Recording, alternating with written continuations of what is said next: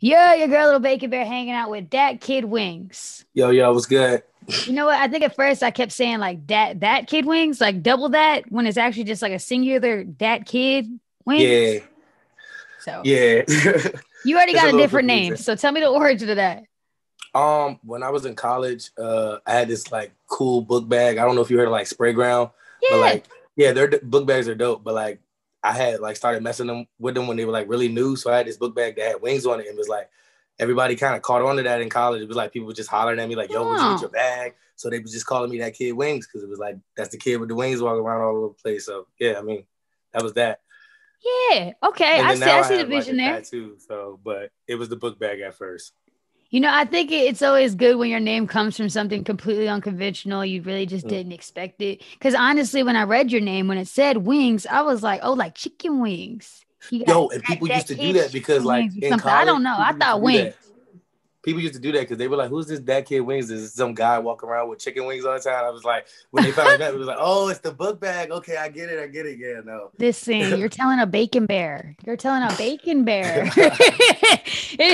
I get it. I understand. Nah, I get it. No, I definitely get Right. it. So where are you from? I'm from here, DC, Southeast. Yeah, Okay, because saying here, yeah. DC, and then saying Southeast is like, as Southeast, much as I do, Southeast. that's three different things. Yeah, you Well, say first DC, they off, be like, "All obviously, right, I'm are you not from really from DC, but DC?" I am curious to know. Sorry. No, you're good. No, I am curious to know about, the impact that the district has had on your musical experience. Tell me about that. um, a lot, honestly. Like just when I was 8, I became a DJ. So Oof, I've been yeah. DJing in like the city, that go-go music, like, oh, you're dope, you're dope, you're dope. I gotta get my setup back up. I got it all put up and everything. But no, I used to DJ when I was 8, Top Floor Radio. That's like my like company that we used to run and everything. My uncle taught me how to do it. And he just kind of like put me onto that. And it's like, learning how to like please a crowd and not just please yourself. That's kind of like what I learned with the music. And it's like, okay, you got people that like West Coast vibes over here. You got people that like go-go all the time. You got people that like the new school rap. Some people don't like it. So you got to just merge it. And that all played a part. Something that you said that just kind of stuck with me there was that like you started a business and it took like looking at the room and reading the room to kind of decide how you were going to move as a person. How does that translate to rapping and artistry for you? Like rapping, singing, Um, artistry. um, okay, so that kind of like plays on me. Like I always wanna keep my mind on the crowd and like my fans and stuff and kind of make them happy. But at the same time, this is like my passion. So at the end of the day, it's like I'm gonna do this. I've been wanting to do this for a long time. So like once I finally got my hand on it, it was like I'm pushing. But I don't know, like with everybody, fans and stuff like that, I'm just working on it. Like my like root rule is like, okay, I can keep dropping music, somebody's gonna like it, but at the end of the day, I want to try and make it the best that I can be. So it's like I'm gonna do this. I'm gonna just do Absolutely. That's what keeps you it. resilient. Yeah. So, in the vein of making music, I know that you said you started off DJing, but now you're in artistry. How long have you been taking on this task? Um. So maybe for the past 5 months, I've been Oh, like that's really steady, like new. yeah, well, like just studio time wise, I've always been in the music world. Like I said, I was 8. Maybe when I turned around 12, 13, I was like messing with people in the studio. I was writing my own music and things like that, but I never had time to do my own stuff. I've helped people with songs. I've written songs. I used to try to mess with beat making because, DJing wise, but that just wasn't my forte. So, hey, now I finally got time. I say COVID was a big hit on that because I used to work a lot. I did AV, so it was like I'm setting up shows and stuff like that all the time. I don't have time to like get in the studio, but now it's like, oh, well, we slow down on that. People can't get together, so I got time to work on my music, and I had some money saved up, so I just was grinding maybe the last 3 months of 2020, and I was like, all right, we're gonna do this in 2021, and we just had the drops planned out and everything, and that was that. Well, damn, I like a man with purpose. I appreciate that from you. That's definitely All great to hear. And I right. think that you got some vision there. You got some vision I'm there, trying. young man. I'm trying. Thank you. Talk to me about the record Overload. Was that something that you made during this kind of like 3 to 5 months time that you've really been locking in, Yes. or was this before that? Yes. That whole 3 month period, shout out my boy Mello, that's my producer. I took up a lot of his time. Like when I first met him, it was like after the first 2 sessions, it was like, hey dude, we in here 4 days a week, you know, Monday, Tuesday, Thursday, Friday. Yeah, I see you tomorrow. So it was like in the beginning, I just was in there grinding so I could get in my groove and keep dropping stuff. And then we got in the flow and we just started making a lot of stuff. We made the album, but Overload, it was just some song. Mello made the beat one day. And it was the first beat I actually did over like one of his things. It was I was coming up to him with beats the whole time. He was like, yeah, man, I want you to get on one of my jumps. He dropped it. And I just was like, yo, I feel like money on this song. It was like, all right, let's do something. And we just went in that day and made something. So. Well, shameless plug. Who is your producer and what's his Instagram?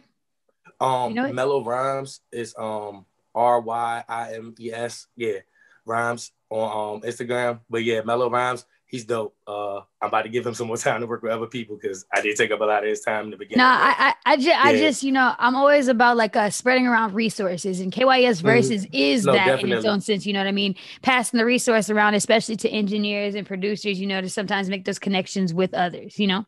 Yeah, definitely. I say if people want to work with Mello, please like try to holler at him. If you hit me up, I can put you in contact with him because he's dope and he should really be like a big time producer. Is just like a lot of guys get slept on and stuff like that. And like anybody that comes through my atmosphere, I'm just going to make sure like everything is done right so we can get people out. So Mello deserves that. Like he's a beast. I'm sorry. Well, it's only up from here. And I know that he produced it, but I mean, you put the words on Overload. Yeah. You delivered it.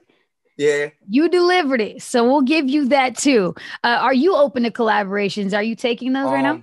Yeah, now I'm taking collabs. I was really just to myself for a lot in the beginning just because how long I've been in this world and I've seen people go this route and that route. And I was like, dude, I got this. I need to do this.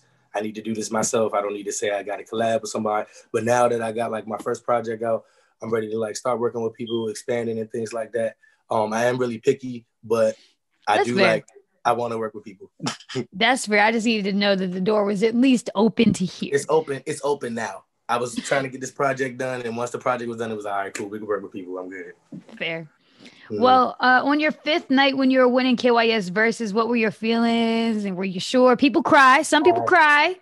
You know, did you cry? Okay, so the crazy thing is, right, I was trying to call in to get one vote in at least for the 5th night. And I was at the studio because Mondays is my studio night. So we were in the studio and we were chopping up, working on some new stuff. And then we just like took a break at like 7:40 or something. But you had already like done the announcement and everything. So I was trying to call in and we get into busy town. And then I'm getting a phone call from home because we got dogs. So my homegirl had to leave and like check on the dogs. And she was calling me and I was like, why she call me if she know I might be trying? And I was like, wait a second. I answered. She was like, yo, they just said you won. So I like kind of missed it. I was like, yo, this is crazy. Like, I was like, yo, we were hyped and it was just a good feeling, you know. It was a really, really good feeling. But like that whole day, the last day I had butterflies, you know. Dude reached out to me. He hit me up and it was like, you know, whoever win. And I was like, yeah, because this song was dope. And I hit him up afterwards and was like, yo, if you ever want to work on some stuff or anything, you know, just hit me up. But yeah, I was like, I had butterflies. That's my favorite thing to hear with Versus. I love to hear. And that's why I asked you about collaborations. I love to hear KYSVersus. I don't want to say winners and losers, but just competitors going to talk to one another to make to build a bridge, you know what I mean? Win, lose. You are both artists. You are both talented. That put you on this radio in this spot in the first place. So it's like it's only up from there. I love that. That's what I'm saying. And it's like it's a lot of talented people that just don't know the right routes to take or like get out and things like that. And it's like that's why I want to mess with people. Like if people hit me up, it's like, all right, cool. Like I'm trying to make sure at least you do it right. Like my homie called me the other day and was like, what is putting your stuff on all platforms? And I was like, hold up, dude, I'm about to give you an hour speech right now. Like if you really want to do this, I'm serious about it. I just want people to do it right.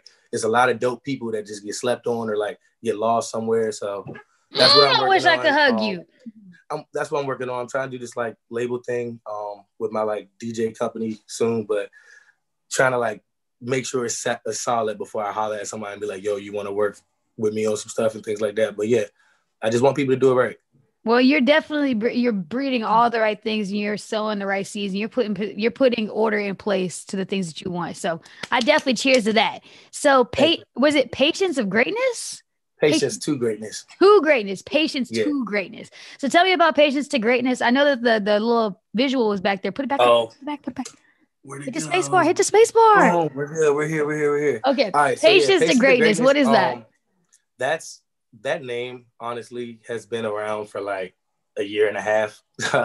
And it's just like overall, like I said, I've been in the music world for like a long time and not been able to do my stuff. And it's just like you have to wait to do your stuff and everything. Not right now. My bad, I got a phone call. But yeah, it's like I've been waiting so long to do this, and it's like I always wanted to rush it. Like I even wanted to rush the Overload drop and the album drop and everything. I was gonna do it in December, and something just told me like, nah, man, just wait. And then I had flyers made with dates, and it was just like, oh, well, January it is. Like we're just gonna go ahead with that.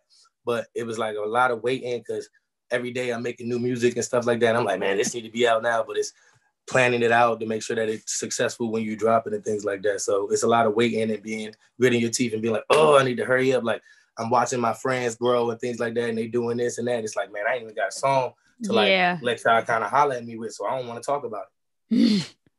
No, you know? I definitely get that. I think that the internet definitely plays this part with like putting pressure on you to feel like you got to run faster than you're ready for sometimes. But I definitely respect the patience part. Is Patience the Greatness something that is still upcoming, or is that something that you've put out already? It's out. It came out the first day that we did Versus. So Overload came out the week before on the 4th, and then I just couldn't pass up. It was like 01, 11, 21. It was like, nah, man, you gotta drop an album on that day. Yeah, so I did that, and Patience the Greatness rolled out, and that was that. So it's been out for maybe 2 weeks now. It's doing pretty good. I think we got close to 30,000 plays on the whole album. So yeah, I'm working on it. Good deal. That's exciting. Yeah. Well, with the rest of the year ahead of us, a lot of people can't tour or do things like that. What do you have planned for yourself in the meantime? Just working on more music, getting more exposure. I got a couple more. I got a nice list of things I want to do up to like May, just drops and plans and things like that. So I want to do that. I got a couple other people I'm like working with, trying to make sure their stuff gets out correctly. Shout out to my other artists, they coming soon, so just watch out for that. But you can shamelessly plug if you'd like. Go ahead. Charlie Blazin. I got a couple people that don't have names yet. AOZ. Okay, that's fine. They ain't gotta have names. But yeah, I got a couple people. It's just like it's some stuff coming. Absolutely. You know? Well, where can we follow you? You said you're open to collaborations. Where can we connect with you? Tell you congratulations, Instagram, things like that. Instagram, Twitter, Dat Kid Wingz with 2 D's after Kid and 3 Z's after Wings. So yeah. Promo, you know, it's weird when you're doing it by yourself. Hold on, you broke up right there. Hold on. So you said your Instagram is what? Dang, it was that far back. All right, Dat Kid Wingz with 2 D's after Kid and 3 Z's after Wings. On Twitter and Instagram is the same. So yeah, y'all can hit me up there. I'm trying to get more active on my Twitter, but I'm on Instagram, so I work on that jump. But, perfect. Yeah. Excellent. And is there anybody that you want to thank for the wins, for the congratulations, all those things? You can do that. Everybody that called, my fam, my friends from college. I got people across the U.S. calling. I had people calling in Boston, like, yeah, man, I got through. People in Connecticut. Shout out all of them. Shout out Mello, like my man. He's a beast. Me and him working together is just like magic sometimes. Shout out, like I said, Charlie Blazer, my people like that. They help me with my music too. My family. Always, because they always on my mind, and that's what I do it for. Well, damn, respectfully, high five to that. Those are my horns, because I don't have any, but those are my horns. But again, congratulations, DMV. You can check him out also on my Instagram story right now. That's at Little Bacon Bear, and you could go ahead and introduce your record, and that's what them horns was for. Yo, this Dat Kid Wingz, and you're listening to Overload. Off your project called Patience the Greatness. Yeah. Perfect. Excellent. Thank you.